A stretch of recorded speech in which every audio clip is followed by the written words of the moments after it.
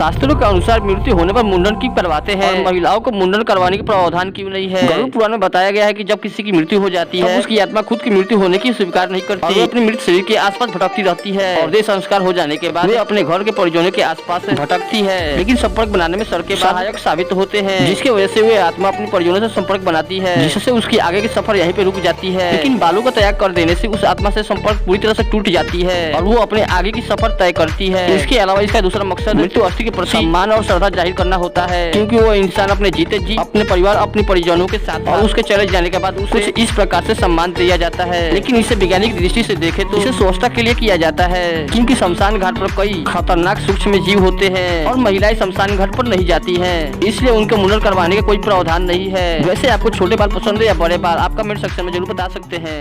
शास्त्रों के बाद मौत के बाद यमलोक की यात्रा कैसी होती है। गरुड़ पुराण में बताया गया है कि पृथ्वी से यमलोक की दूरी 99,000 योजन यानी 13,86,000 किलोमीटर दूर है और जब किसी इंसान की मृत्यु होती है उसे ले जाने के लिए 2 यमदूत आते हैं जो उसे मारते पीटते हुए अपने साथ 13,86,000 किलोमीटर दूर लेकर जाते हैं, जिसमें लगभग 460 दिन का वक्त लगता है और इसके बीच आत्मा को एक भी दिन आराम करने के लिए नहीं दिया जाता है। इसके बाद आत्मा को बेकंडी नदी भी पार करनी होती है जो इस पूरे सफर का सबसे मुश्किल हिस्सा होता है। लेकिन वो आदमी जब अपने पूरे जीवन में गौदान किया होता है तो गौ माता स्वयं आकर उसे बेकंडी नदी पार कराती है, लेकिन उसने अपने पूरे जीवन में केवल पाप कर्म ही किए होंगे तो गौ माता भी उसकी कोई सहायता नहीं करती है। फिर उसे बेकंडी नदी में कई प्रकार की मुश्किलें झेलनी पड़ती है, जिसके बाद वे आत्मा यमलोक पहुंचती है, जहां पर भगवान चित्रगुप्त उसके पाप और पुण्य का पूरा लेखा जोखा भगवान यमराज के सामने रखते हैं। अगर उसके पाप पुण्य कर्मों से ज्यादा होते हैं तो भगवान यमराज तय करते हैं उसे कौन सी नरक में भेजा जाएगा, लेकिन उसने अपने पूरे जीवन में पुण्य कर्म किए होते हैं तो उसे स्वर्ग में भेज दिया जाता है। वैसे आपको आखिरी ख्वाहिश मांगनी हो तो आप क्या मांगेंगे, कमेंट सेक्शन में जरूर बताएं। आज से लगभग 5,000 साल पहले सिंधु घाटी सभ्यता के लोग कैसे रहा करते थे और अचानक कैसे खत्म हो गई इतनी बड़ी सभ्यता। तो चलिए दोस्तों जानते हैं। सिंधु घाटी के सभ्यता के लोग आपस में मिलजुल कर रहा करते थे, वो खेती करके अपने जीवन व्यतीत किया करते थे, वे खाना बनाने के लिए मिट्टी के बर्तन का इस्तेमाल किया करते थे, वे बैलगाड़ी और भैंस गाड़ी की मदद से एक जगह से दूसरे जगह पर जाया करते थे। सिंधु घाटी के लोग सूती और ऊनी दोनों प्रकार के वस्त्र पहना करते थे।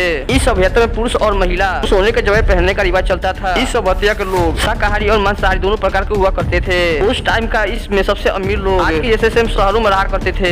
इस सभ्यता में किसी राजा का शासन नहीं हुआ करता था, यहाँ के लोग आपस में स्वतंत्र थे। सिंधु घाटी सभ्यता के लोग मातृभूमि और पौधे इत्र की पूजा किया करते थे। सारे हिस्टोरियन ये मानते हैं कि सिंधु घाटी की सभ्यता अचानक सिंधु नदी में बाढ़ आने की वजह से डूब गई, पर दोस्तों ये सच नहीं है। शायद यहाँ पर बहुत बड़ी महामारी फैली होगी या फिर सूखापन आया होगा, जिसके कारण पीने का पानी का अभाव हो गया होगा। यहाँ से शायद सारे लोग अचानक मर गए होंगे, लाशों के सड़ने से यहाँ बहुत बड़ी और बीमारी फैली होगी और यह सभ्यता ऐसे ही यहाँ पर समाप्त हो जाती है।